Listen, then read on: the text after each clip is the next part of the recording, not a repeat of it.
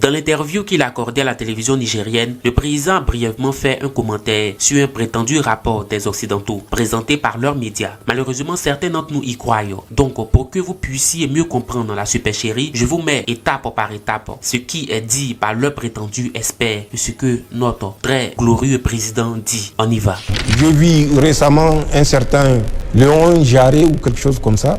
C'est un sujet qui revient malheureusement de manière très récurrente sur nos antennes. Les attaques de groupes armés dans le Sahel, qu'ils soient rebelles ou djihadistes, ces hommes sont munis d'armes en tout genre. D'où viennent ces fusils d'assaut, ces mitrailleuses, ces lance-roquettes? Comment ces groupes s'approvisionnent-ils et où? Une grande enquête menée par l'ONG Conflict Armament Research lève le voile et nous recevons l'un des auteurs principaux du rapport. Bonjour Léo Jarret. Bonjour monsieur. Qui est du Conflict Armament, un spécialiste qui avait affirmé que toutes les armes, ils ont mené des investigations, toutes les armes viennent des pays de l'AES.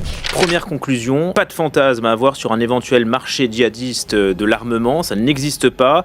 Vous révélez que ces groupes se servent finalement chez eux, il n'y a pas de réseau extérieur. Tout à fait, c'est la principale trouvaille, si j'ose dire, de ce rapport. Les groupes djihadistes n'ont pas besoin et ne vont d'ailleurs pas privilégier un approvisionnement en armes qui est très lointain ou très, très distant de leur zone d'opération. Nous estimons donc que c'est la source même de leur résilience et leur capacité à s'ancrer localement, y compris pour ce qui est de leurs approvisionnements en armes.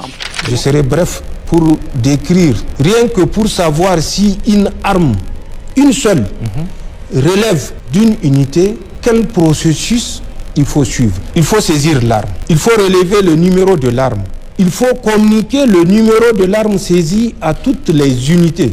C'est à travers ces messages de recherche qu'on appelle recherche de position d'une arme saisie que l'unité à laquelle l'arme appartient répond pour dire que l'arme numéro tant, tel type, est une arme qui relève de ma comptabilité et qui a été perdue dans telle circonstance.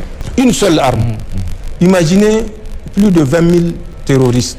Comment est-ce que c'est Léon Jarret, avec son organisation qu'ils ont appelée CAR, C-A-R, ont pu approcher les combattants terroristes un à un pour relever les numéros des armes dont ils sont dotés, aller faire des recherches dans des magasins d'armes des pays de la Confédération.